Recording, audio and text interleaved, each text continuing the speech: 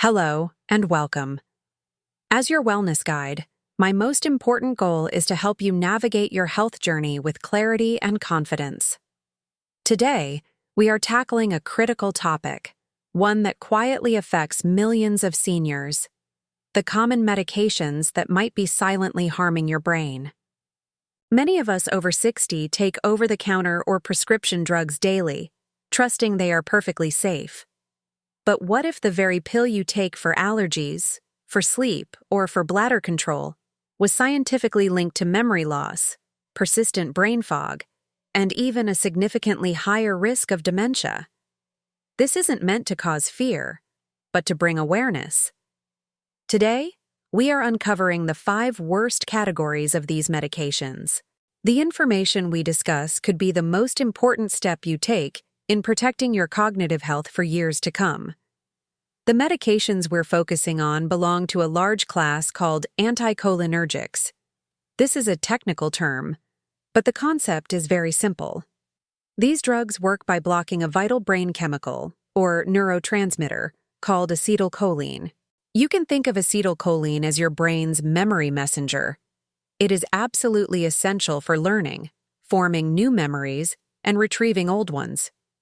When you take an anticholinergic medication, you are slowing down this messenger service. While this might solve a short-term problem, the long-term cumulative effect on the brain can be devastating. Studies from major universities have shown that long-term use of these drugs is linked to serious consequences. One study found participants taking them had a 54% higher risk of developing dementia. Other research using brain imaging found that these drugs can lead to visible brain shrinkage, or atrophy, particularly in areas crucial for memory.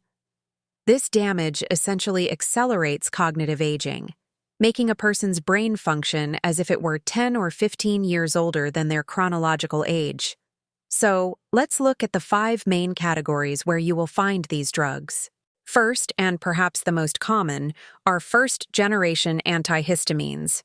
The most famous one is diphenhydramine, which you probably know by the brand name Benadryl. It is also the primary ingredient in many over-the-counter PM sleep aids, like Tylenol PM or Advil PM. Many people take it nightly for sleep, not realizing it has powerful anticholinergic effects on the brain.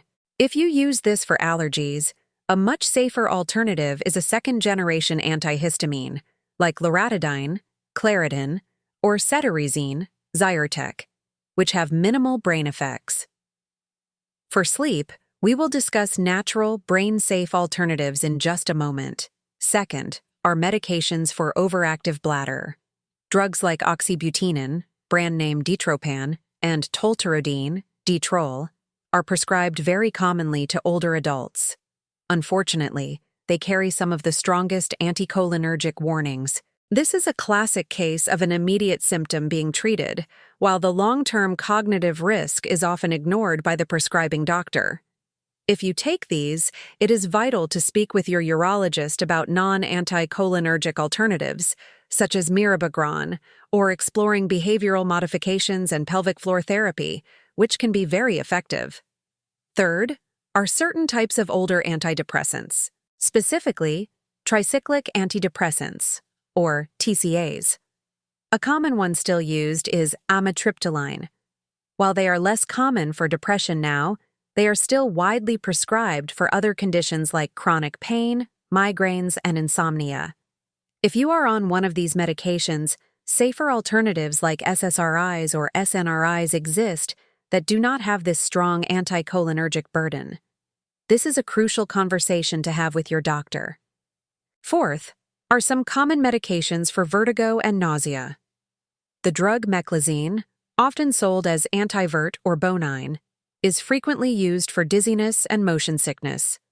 While it can be effective, it also has significant anticholinergic properties, which is precisely why it often causes drowsiness, fog, and confusion.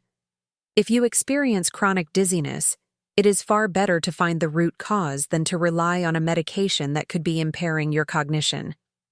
And fifth, are certain muscle relaxants. A very common one is cyclobenzaprine, brand name Flexeril. It's often given for back pain or muscle spasms. Many people are completely unaware that it also operates on this anticholinergic pathway. Again, this can contribute to that feeling of brain fog and is not an ideal choice for long-term use in older adults. Physical therapy and other non-drug approaches should always be the first line of defense. I want to share a story from the research that shows how powerful this knowledge can be. A neurologist shared a case of a 68-year-old woman who came into her office terrified, believing she had early-onset Alzheimer's. Her memory had deteriorated rapidly.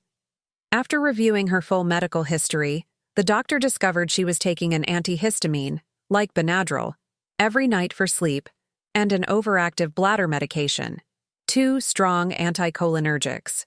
Here is the hopeful part. Her brain damage was identified as being entirely medication-induced.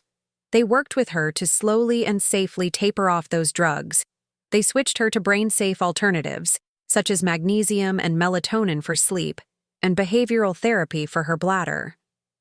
Within 6 months, her cognitive tests improved dramatically. She didn't have Alzheimer's. She was simply being over-medicated with the wrong drugs. This brings us to the most important step. What should you do? First, and I cannot stress this enough, do not stop any medication abruptly. That can be very dangerous. Instead, become your own health advocate. Take this information and look at your medicine cabinet. Make a list of your prescriptions and over-the-counter pills. A quick online search can tell you if any of them are on the anticholinergic list. Then, schedule an appointment with your doctor. Go in with your list and your concerns. Ask them directly, are the benefits of this medication worth the potential long-term risk to my brain health? And, are there safer, non-anticholinergic alternatives for me to try? For conditions like insomnia, often the safest alternatives aren't pills at all, but natural habits.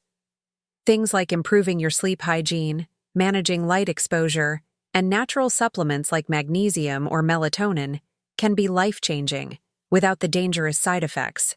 And now I want to leave you with a final bonus wellness habit. This is for everyone who is concerned about their brain health and wants to be proactive. We've spent our time today talking about drugs that block acetylcholine, your brain's memory messenger. But what if you could naturally support your brain's supply of this vital chemical? You can, through nutrition. The most important building block for acetylcholine is a nutrient called choline. Your brain needs a steady supply of choline to create this neurotransmitter and keep your memory sharp. The wonderful news is that it is readily available in common, healthy foods. Foods rich in choline include eggs, so don't be afraid of the yolk, as that's where the choline is. Other great sources are broccoli, Brussels sprouts, liver, salmon, and chickpeas. By simply ensuring your diet includes these choline-rich foods, you are actively providing your brain with the raw materials it needs to build and maintain its memory pathways. This is a powerful, natural way to support your cognitive function, especially if you are working with your doctor to move away from brain-harming medications. It's a simple, actionable habit you can start today. Your brain is your most precious asset. Protecting it is the cornerstone of true longevity. Thank you for joining me today. Be well and be informed.